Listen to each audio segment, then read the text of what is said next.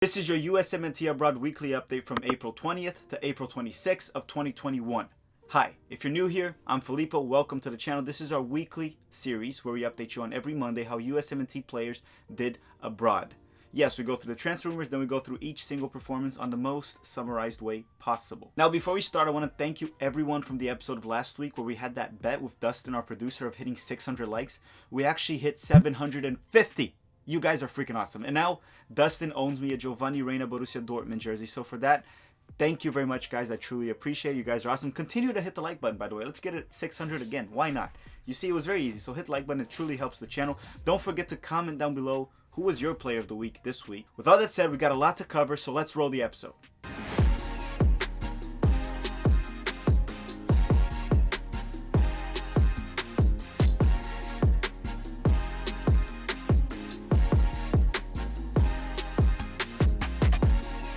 Okay, so transfer rumors, and let's start right away with Ulysses LLanez. Apparently, Ulysses LLanez could be heading back to the MLS on a loan after his loan with Heerenveen didn't work very well. Wolfsburg probably doesn't want him back right now. He might be able to get his career back on track at the MLS. I'm totally for that, so he can get back on track. I think it's okay. Houston Dynamo are the main contenders to sign Ulysses LLanez. The other update is on Jonathan Gomez from Louisville. He might be heading in January to Porto, so I wanted to report on that. Apparently, once he hits 18, he could be heading to Porto, the left back, and that's very important for the USMNT as we do have left back issues currently.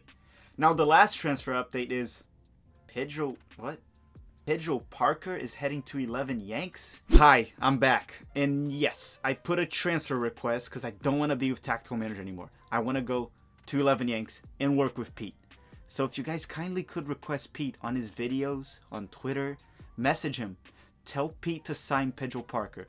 I have put in my transfer request and apparently Tactical's willing to sell me for $2.50. So get Pete to sign me. Alright, I'm going to bring Tactical back.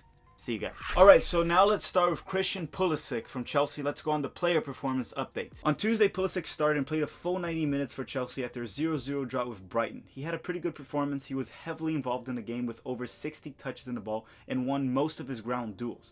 Now on Saturday, Pulisic started and played 74 minutes for Chelsea at their 1-0 victory over West Ham. They have a big game coming up midweek versus Real Madrid for the semifinals of the Champions League on Tuesday. So that's why he was subbed off to get some rest for that match. Big match. Don't miss out on that this Tuesday. Okay, now Weston Mckennie from Juventus. On Wednesday, Mckennie started for Juventus and played 74 minutes at their 3-1 victory over Parma. Mckennie looked a little off during that match, so he might still be dealing with that hip injury. Now on Sunday, Mckennie started off the bench for Juve at their 1-1 draw at Fiorentina, and he came into the 69th minute. So McKennie's looking a little off in these games, and I think he's still dealing with an injury. That's the main reason. At least that's something I've been noticing throughout the games. Alright, now Gio Reyna. On Wednesday, Reyna started for Dortmund at their 2-0 victory over Union Berlin. Reyna was subbed off in that match at the 76th minute. Now on Saturday, Reyna started again for Dortmund at their 2-0 victory over Wolfsburg from John Brooks. But wait.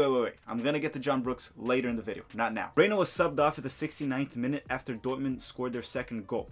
He did look a little bit tired towards the end of the game, but that's totally understandable. We've seen this from Reyna from time to time. I don't know if it's a fitness problem, it's just because it's his first professional season, but he did look a little tired. That's probably why he got subbed off. Plus, Dortmund was man down. This was a huge win for Dortmund, and now they sit only 2 points away from Wolfsburg on the race for the Champions League spot with 3 games left in the Bundesliga. Okay, now Serginho Dest. On Thursday, Dest stayed at the bench for Barcelona a full 90 minutes at Barcelona's 5-2 win over Getafe. Sergi Roberto was the starter.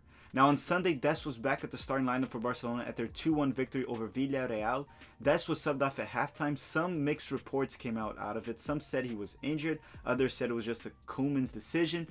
So far, during the time of this recording, we have no updates on that, so we're going to have to wait and see. If there's any updates, I'll make sure to update you guys next week. Or if anyone has any updates on Dest, comment down below in the comment section. At the time of the recording, there's nothing out yet. Okay, now Tyler Adams. On Tuesday, Tyler Adams started for Leipzig at their 2-1 loss to Cologne. Adams played 61 minutes and had an okay game. Most certainly was not the one to blame for Leipzig's loss. His passing was okay, defense as well. He shifted towards the middle and the right throughout the game, but it was a very disappointing loss to Leipzig. Now on Sunday, Tyler Adams started for Leipzig and played 73 minutes at their 2-0 win over Stuttgart. Now we're going to go by positions, and I'm going to start with the goalkeepers, and let's go to Zack Steffen. On Sunday, Zack Steffen started for Manchester City at the League Cup final versus Tottenham, where Manchester City went on to win 1-0 and win the Carabao Trophy. Steffen was not highly tested throughout the game, but he did make a very nice save and was reliable when tested, when required, obviously.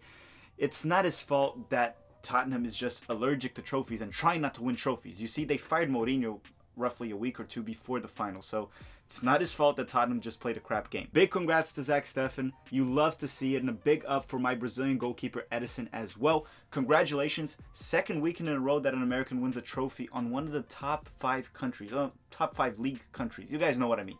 We had Dest last week in Barcelona and Zack Steffen this week in England. Alright, now John Brooks. On Wednesday, Brooks started and played a full 90 minutes for Wolfsburg at their 3-1 victory over Stuttgart. Now on Saturday, as I previously said, Brooks started and played a full 90 minutes for Wolfsburg at their 2-0 loss to Dortmund versus Giovanni Reyna for the Bundesliga. So at Dortmund's second goal, Brooks did make the mistake of a pass and was caught off position, which allowed Haaland to play on a 1-on-1 situation with the goalkeeper and score off a counter. So to a certain extent, the second goal, we do have to blame it on Brooks. You know, he's been very good all season, so mistakes are okay. Let's keep going to the video now with Chris Richards. On Wednesday, Chris Richards started and played a full 90 minutes for Hoffenheim at their 3-2 win over Mönchengladbach. I probably continue to say that name wrong, so I'm sorry. He was by far the best center back in that match, continues to be precise with his passes and also very good in the back as well. Now on Saturday, Richards started again for Hoffenheim at their 1-1 draw with Freiburg. Unfortunately, he left the game at the 77th minute, which what looked like a hamstring injury. With only 3 matches left in the Bundesliga, we don't know for sure if Richards will still play this season. We'll keep you posted. He did come out on Twitter and say it was just a tweak, but let's wait and see for the official report from Hoffenheim. Also, when he left the game, it was 1-0 Hoffenheim and Freiburg scored a goal 4 minutes after Richards was out. I just wanted to leave that information out there. So once he left, 4 minutes later, Freiburg scored.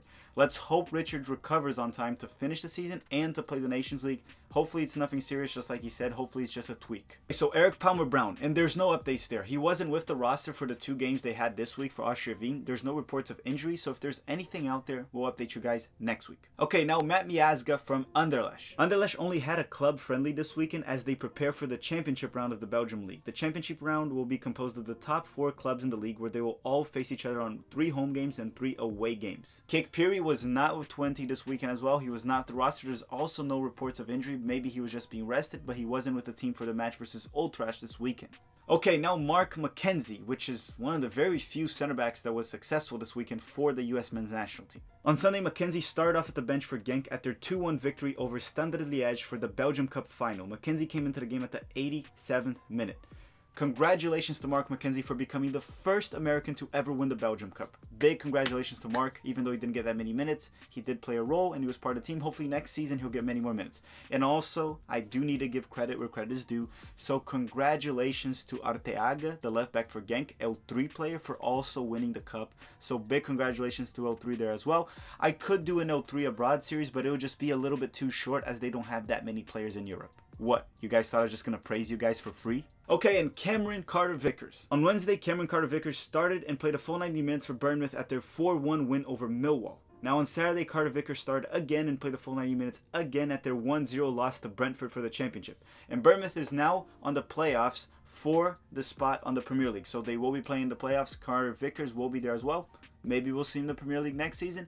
Maybe we'll see Daryl Dike. Okay, we've reached the fullbacks, and right now I would like to kindly request you guys to hit the like button and comment down below your player of the week, as it really helps the channel. Actually, it's a great way to support the channel because then YouTube will promote it even more. But let's go to the fullbacks and start with Anthony Robinson from Fulham. Fulham did not play this week, so Robinson should be back in action Saturday, May 1st against Chelsea, so we could see him face Christian Pulisic at the field. Alright, now Reggie Cannon. On Wednesday, Reggie Cannon started off at the bench for Boavista at their 2-1 loss to Braga. Cannon came into the game at the 74th minute.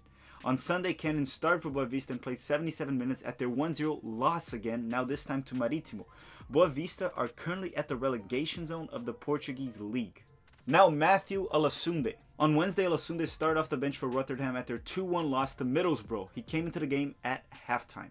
On Saturday, he was not even with the roster or the team at their 1-0 loss to Barnsley from Daryl Dike. Alright, we're getting to the end of the fullbacks, so now, Brian Reynolds. On Thursday, Brian Reynolds stayed at the bench a full 90 minutes for Roma at their 1-1 draw with Atalanta. Atalanta does like to play wide and use their wingers quite a bit, their right wing backs and their left wing backs.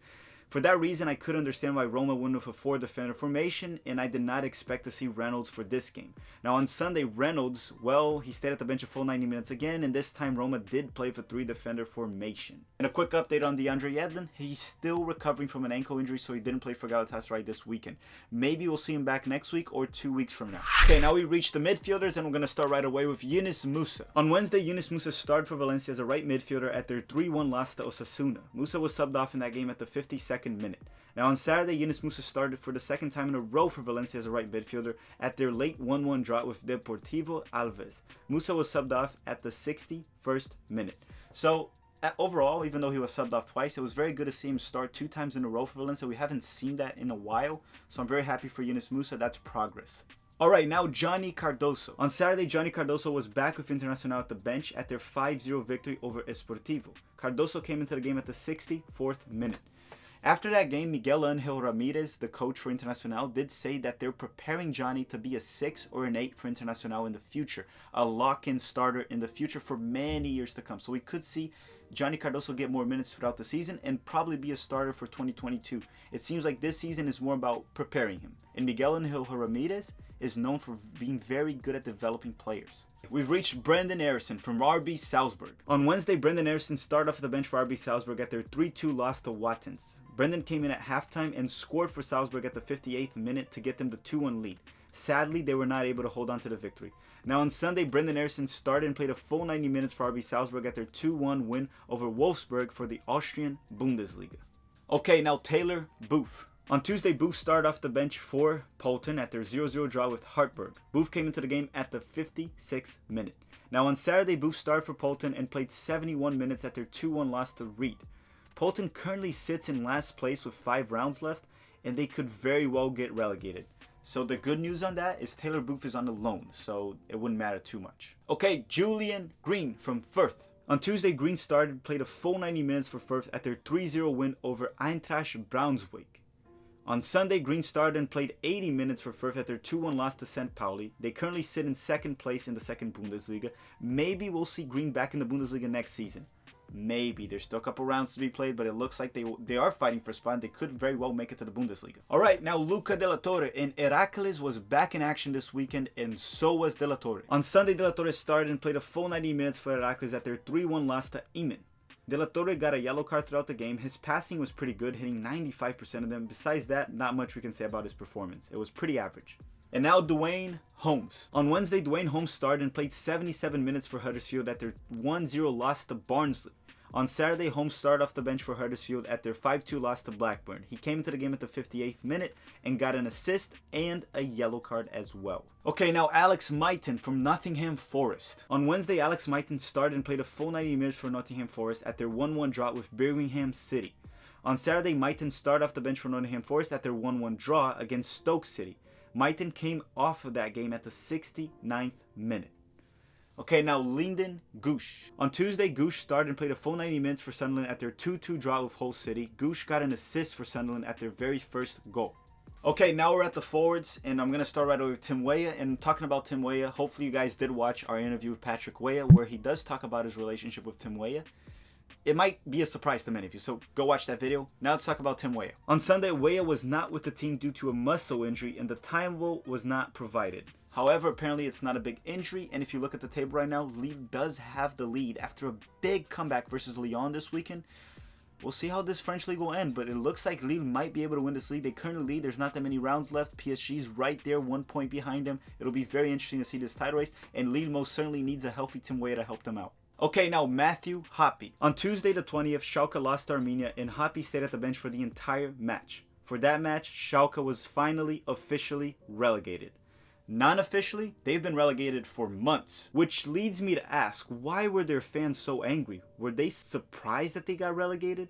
Pressure on the player is good, but in a non-violent way. I don't understand why their fans try to beat up the players. I don't understand why they were shocked about this relegation. They've been relegated for weeks. Why is it that when it became official, they got so angry all of a sudden? Plus, say no to violence right there. Put pressure on the players. Don't be violent with the players, ever. Oh, and a quick update over the weekend. So they did play on Tuesday. Were relegated during the week. During the weekend, Schalke didn't play. So Schalke finally went undefeated for a weekend. Yeah, the only way they can go undefeated is if they don't play. Sorry if we have Schalke fans there. I'm truly sorry. But all right, now Daryl Dike from Barnsley, or Orlando City. On Wednesday, Daryl Dike started off the bench for Barnsley at their 1-0 win versus Huddersfield. He came into the game and scored their winning goal with a fantastic overhead kick, or bicycle kick, whatever you want to call it. I just think it's a beautiful instinct goal. He just needed to have his instinct on and scored it. It was the way he had to score. He found a way to score. It was just brilliant. That's what you want from a center forward. I'm not trying to overhype Daryl Dike, but you know, I'm actually keeping very low my expectations on him. But this was just fantastic, and you got to give him credit where credit is due. Now on Saturday, Dike started for Barnsley and played a full 90 minutes at their 1-0 win over Rotterdam. He did not score, which is very weird to say nowadays, but we got to get used to him not scoring every single game. Barnsley is now qualified for the playoff spot to fight for a Premier League spot. So look, I saw a lot of misinformation out there on Twitter, people saying that Orlando City has a recall option on early May, and they do have that. But you see, they're not going to recall DK mid-playoffs. The reason they have that recall option is because the contract goes all the way to May 31st, right? So if Barnsley does not make the playoffs, Orlando City can call up DK back earlier. That is the reason, okay? So they're not going to call Daryl DK back mid-playoffs. He's going to stay with Barnsley until they're back in the Premier League or disqualified. Okay, now Nicolas Giocchini. On Tuesday, Giocchini was not with the team. However, on Saturday, he started off the bench for Caen at their 1-0 loss to Sochaux, and he came into the game at the 62nd minute. Now, Josh Sargent from Werder Bremen, and what a mess this team is. On Wednesday, Sargent started for Werder Bremen and played a full 90 minutes at their 1-0 loss to Mainz. And for that game, all I can say is he got a yellow card. Well, and Werder played again on Saturday as well, and obviously they lost again. Sargent started and played 88 minutes, not the best performance from him, but then again, they keep playing him off position, the team is a mess, and honestly, they could get relegated as they're only 1 point clear from the last 3. Also, from the second to last team, Hertha Berlin, they're only 4 points behind them, and they have 3 games less. Hertha Berlin has 3 games less. So honestly, Werder Bremen could get relegated. It is a real possibility, and if they do get relegated, the only positive is I do think Josh Sargent would leave. Do I personally believe they'll get relegated? No, I think they'll escape, but the possibility is real now. Alright, now Siebatcheu. On Thursday, Siebatcheu started off the bench for Young Boys at their 2-1 victory over Zurich. Siebatcheu came into the game at the 67th minute. On Sunday, Siebatcheu started and played a full 90 minutes for Young Boys at their 2-1 win over Sion, and Siebatcheu scored their game-winning goal at the 76th minute with a beautiful header, very well-placed header. Now, quick update on Conrad de la Fuente. He did score 2 goals for Barcelona B, and I know that's not big news. It is Barcelona B. It's nothing crazy, but honestly, it is important to point that out because these good performances for Barcelona B might get him a loan to a better team in La Liga or another league, who knows, or maybe even getting sold, and that's how Conrad de la Fuente will start getting senior squad minutes. Okay, now Tyler Boyd. On Tuesday, Sivasspor faced Besiktas and Boyd was not available. Well, for obvious reasons. He does belong to Besiktas, so it makes sense. Now on Saturday, Boyd started off the bench for Sivasspor at their 1-1 draw with Denizlispor. He came into the game at the 66th minute. Now Haji Wright. On Wednesday, Haji Wright started for Sunderjeski at their 1-0 victory over Lyngby. He was subbed off at the 89th minute. Now on Sunday, Wright started, played a full 90 minutes, and scored the lonely goal for Sunderjeski at their 1-0 victory over Visually BK.